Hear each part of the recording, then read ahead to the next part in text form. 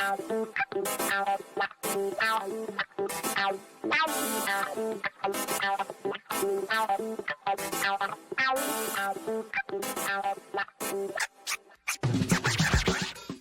and welcome to this edition of Counterpoint's CounterCast. I'm Scott Stannis, one of the cartoonists here. It is September 14th, 2021.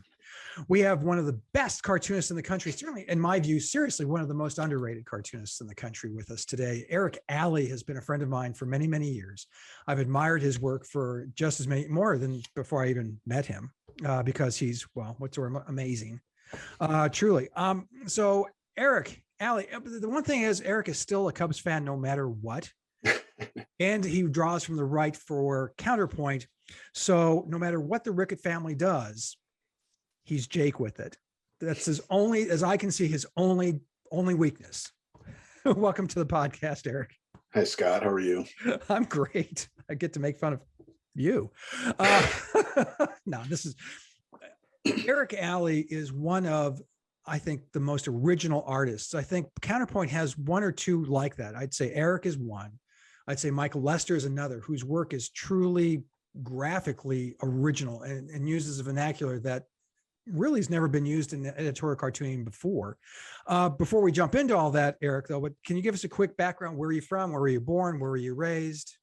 Born in Chicago, grew up in the suburbs of Chicago, went to school at SIU. So I hadn't left the state for most of my life, just lived in every part of the state. You just love being taxed. Yeah, really. No kidding. Okay, so SIU is, you said you went to Southern SIU. Illinois. Yeah, okay. Do they have a mascot? Yeah, the Salukis. Don't make it sound like we should all know that. It was like the best. It was known as the best party school in the nation for a while when I was there. Did it deserve that reputation? Oh yeah, it was great. That's why I spent like 7 years there. Did you get your degree? Yes, not a doctorate though. What's your degree in? English. Is there a minor? It was journalism, but I pretty much abandoned that. Although that was how I got into this, I was in journalism. The local newspaper posted up a sign wanting a cartoonist, and I had always drawn, but I looked at it as a chance to get my foot in the door to become a writer. I wanted to cover sports, but yeah, one thing led to, I just kept drawing for him, and I just kept drawing, and somehow found a path into a career. How did you, I want to get into that later, because I really want to know how you developed your style, because like I've just mentioned, it's among the most unique. I mean, no other cartoonist in the country, or frankly, the world, looks like, I mean, you see an Eric Allie cartoon and you know it's an Eric Allie cartoon, and that's kind of not thought of it that way. Well, I grew up in an era where everyone drew like McNally, and I was one of them. But of course, then you try to draw like yourself, but there's still that influence. I want to find out. But what's interesting about you too is you were an artist. You said you were an English major. Yeah. And so at a party college, and you come out and you are a conservative. How does that happen? I wasn't a conservative. What were you? I was on the left for a while, all through college, my early years cartooning. It wasn't until there was a series I watched on PBS called The Commanding Heights. All it was a history of economics of the 20th century. And I had never been exposed to anything other than left-wing economics. I had never heard of Hayek, never heard of Mises. And just being exposed to this series just opened my eyes, and it started me down the path to more libertarian than conservative, but whatever. So your political education is self-taught? Would that be safe to say? Oh yeah. Interesting. Getting back to your art style, because again, I'm just mesmerized by it. How did that develop? You said you just started drawing. I mean, I'm assuming you were like most of us, you're a kid and you drew constantly when you were a little kid. Yeah. I don't know how I started off with strong influence, like Ramirez was a big influence. I was Nick Anderson was a big influence, a little bit more scratchy. I don't know. I don't know. It just developed. I was aiming for clarity too. I always wanted to be clear. So you got to this point organically. You weren't consciously saying, I want this work to look like this. No, no. I mean, I always wanted it to be better. I always aimed to be better. I still try to be better, improve. But it wasn't like I had a goal. It just what came out. Does your work, I mean, how different does your work look today than it did, say, when you first started cartooning? Tons. Yeah. Like I said, it was very scratchy, very short strokes, dirtier. Were you drawing when you started? Because you're one of the younger cartoonists who were working, which is. That says more about our industry than it does about my age. I was about to say that, but you are. I mean, when did you switch from drawing ink on paper to digital? Because you were one of the early adopters of that, weren't you? Was I? It seems like you were. Had to have been early 2000s. Man, when I saw the Cintiq, I had never heard of it. I had dreamed up of something like that. Oh, wouldn't it be great if they had this? And all of a sudden I saw this thing.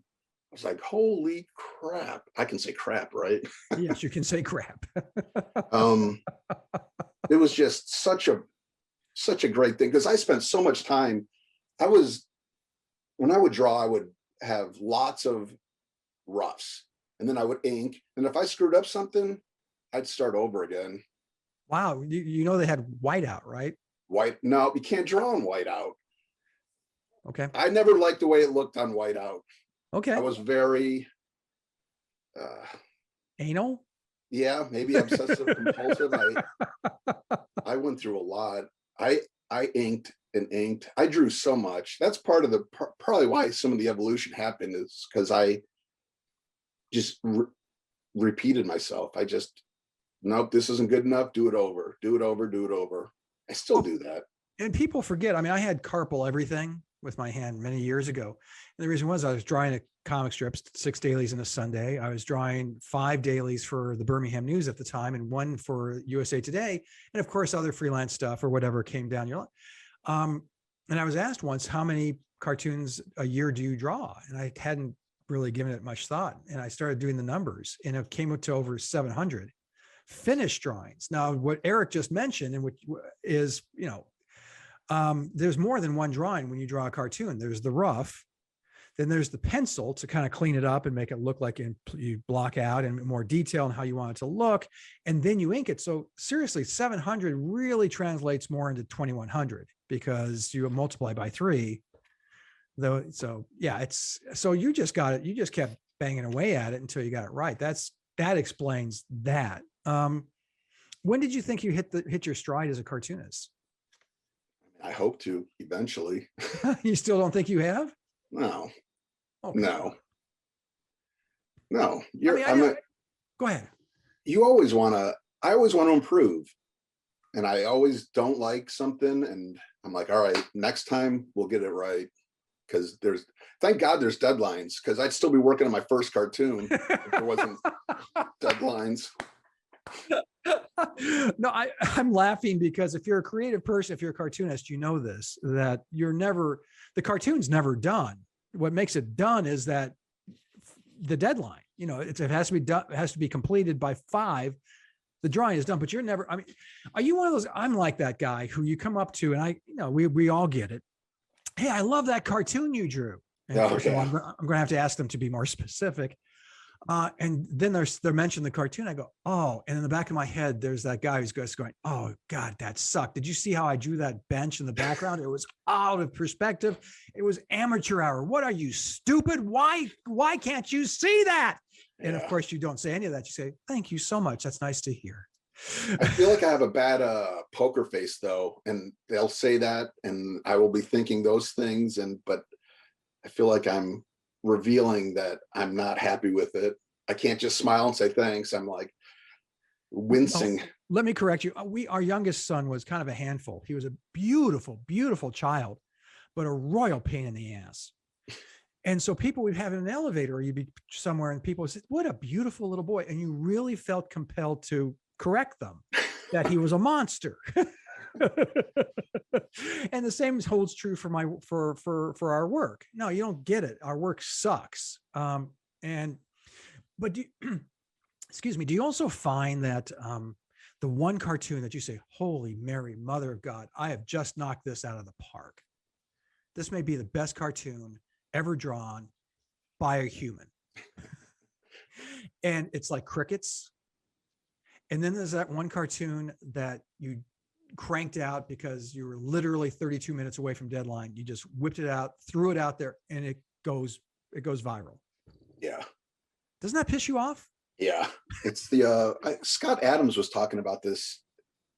It's creator of Dilbert.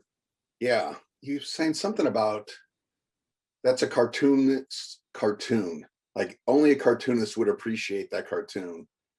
And yeah, it's something he had to learn how to throw those out and understand that you've got an audience and they're not going to appreciate some of the nuances that you're trying to get in there, the subtle little twist that might go over someone's head. You need to hammer things a little bit more. That's what I've learned, unfortunately, is that you got to be more direct, less subtle. Well, as a conservative, I mean, we have a cartoonist on Counterpoint, Mike Lester, who is unapologetically, stridently pro-Trump. You're not, are you? How would you come down on that whole issue? I mean, given what's happened to you, because you and I are both in the conservative side of things, where do you come down on your view of Donald Trump and Trumpism? I don't like him, but I would have preferred him over Biden by a lot. I didn't vote for him for the first time. I did the second time, only because, I mean, you see it now where Biden is now, and just Trump didn't get much done. And I'm a big fan of not getting things done in Washington. I don't like things being forced through. He says he got more things done than any president in history. Yeah, he's pretty great. So, I mean, and that was a real conundrum. And I'm asked this, I'm on regular conservative talk radio here in Alabama. And the host will ask, well, what did you think of the policies? I thought the policies were strong, kind of traditional, down the road, check the boxes down the conservative list, right? But just, is that enough to disqualify someone for me supporting them? It turned out that his temperament and his personality were just so egregious and so awful that They were. He was terrible. He's going to run again. I mean, all indications is he's going to run in 24. He'll get the nomination. No one's going to run. All this talk of DeSantis and all this.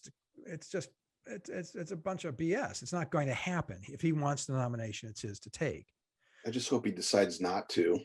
Why would he? I mean, what was I reading yesterday? Someone was talking about him running for mayor of New York. Who? And then seriously, with that ego, you're going to go from president of the United States to mayor of New York? Yeah, come on. My biggest thing is I hope his ego is big enough to keep him from running again at the threat of losing again. Who does he lose to? I mean, I think you're right. Joe Biden's administration has in very short. I've never seen anything like this, Eric, ever. And I'm much older than you, I am. And I've covered this for 40 years. I've never seen. I mean, even Jimmy Carter, the first 2 years were kind of a success. This has just been going.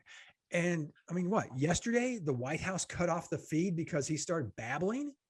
I mean. We've talked about that before, about the cognitive abilities of the current occupant of the Oval Office, and it's terrifying. Yeah, not to mention we were lied to, and I think that this is something that energizes guys like you and me, and that's why I'm becoming very much a strident anti-Biden cartoonist. He ran as a centrist. Well, he lied to us. He's not. He certainly isn't governing as a centrist. He's governing as a far left. Tax until they bleed. Liberal. And that's got to excite you. I mean, and that's what's weird. We hate the policies and we hate the guy, but it really helps our work. I never, though, doubted that he wasn't going to govern like this, because it's not so much about him. It's about the party. He's hardly in control of anything. His own facilities. he's not, he's a puppet. Well, Puppet I might think be strong, but he's definitely not there. He doesn't know what the hell he's doing. Well, I'm looking, and what made me think that he may be a centrist, first of all, because of what he was saying, but also because of his record as a United States senator was always very centrist. It was never crazy left. Um, he voted, he never met a war he wouldn't vote for instance. Things like that. So I don't know. So, I mean, how energized are you now? I mean, as a creator and as a commentator? I don't know if I've even hit on Biden so much because he just seems besides the point now. He's not, to me, it's attacking the policy ideas of the left. Well, now we come back to Illinois, where you're a cartoonist for the Illinois Policy Institute. You're on staff there, and you do some spectacular work there. How does a conservative comment on? I mean, there's got to be stuff that got the commenting has to just keep coming, because I mean, when I moved there, it was just like work for the Chicago Tribune. It was just one of those, holy crap, I can't draw this many cartoons. That state is so screwed up. I mean, guide the listeners as to how screwed, on the screwed up meter of 1 to 10. Tell them where Illinois is and why. It's probably the most screwed up state in the nation. I can't think of anything. New Jersey might come close financially with the I don't even know if it's not as close. Explain why Illinois is so screwed up and why it's such a great place for a conservative cartoonist to work. The pension issue is out of control. We can't pay what we promised public sector unions. So they just keep trying to raise taxes, and they do raise taxes. They raise taxes and fees, and they just can't catch up to what is owed. And people are fleeing the state because of taxes. We have the first or second greatest tax burden in the nation. It's first now. Congratulations. Yeah. So people are fleeing the state in droves. They're going to California to get the tax relief. Yeah, exactly. Well, it's crazy. You go anywhere around us. It's kind of sad though, because you want to try to save the state, and you rail on the state, but you don't. I want to. It's with the nation, with the national level stuff. You just crap on people. Here, it's you want to crap on somebody like Pritzker, but you also want to not discourage people from continuing to leave. We got to stay and fight, and so it's a different kind of tactic here. You're looking at a state where, I mean, Chicago actually gained population over the last 10 years. I mean, as a nominal increase, but they, so now but the rest of the state is hemorrhaging people because, I mean, is part of that because the legislature only cares about Chicago? Chicago kind of sucks the air out of the room for anyone. I mean, that's what everyone outside of Chicago thinks. I think it's a bit exaggerated, but they do wield a lot of power. Well, and the other, I mean, just the taxes, and you're right. I mean, and I love it when they say people don't leave the state because of the taxes. Yeah. Horse crap. If you have the means to leave, you leave. Can I give a very quick example? I was speaking to a group of investors, an investors group, and a very wealthy audience. And afterwards, I did my dog and pony show and had the Q&A. And at the end of it, I said, let me turn the tables for a second. Let me ask you guys, there's about 40 in the audience. How many of you are going to be in Illinois within a year? 2 hands went up, Eric. 2. These are people with means and intelligence and see where things are going. And they said, screw it. I can't do this. And so those are the types of people. Chicago is hemorrhaging millionaires. And I know a lot of our progressive friends are going, good. That's who's paying for their stuff. Yes, exactly. That's what gets you your, free things, right? And the fact that they're leaving in droves tells you something. And it breaks my heart because I love Chicago. Illinois, it's nice. But Chicago is a singular, amazing place. It is. It's a gorgeous city. It's gorgeous. It's full of really, when they're not shooting each other, they're really nice. Yeah. So there's that. You're way up in the burbs. You're pretty much in Canada, aren't you? I mean, Pretty close. I always say Crystal Lake is a suburb of Iowa. it's lovely up there, though. I like Crystal Lake. Yeah, it's nice. We love it. Is that where you're from originally? No, grew up in Arlington Heights. Oh, okay. So close. Yeah. Closer. Okay. I take the same train to work as my dad did when I was growing up. Really? Aw. Isn't that cool? I love that about, I mean, Chicagoans, no one loves, I mean, Chicago is an amazing town. And it elicits the kind of reaction you're seeing from Eric, which is just adoration. And I love is the only word that really fits. I mean, and if you love something, it's great to comment on, because if they screw up, nothing frustrates you more than when something you love gets screwed up. And so, Yeah, I mean, that's what I mean. It's a tough job trying to not dissuade or not to encourage people to leave, but to still point out the fact that people are leaving in droves, and this is why. Fix this thing. Well, we've been talking to Eric Allie, the conservative cartoonist for Counterpoint and for the Illinois Policy Institute. Eric, where can we see your work? Illinois Policy, Counterpoint. Can you give us an address or anything, or is that secret? .com. No, it's not .com. Illinois Policy. .org.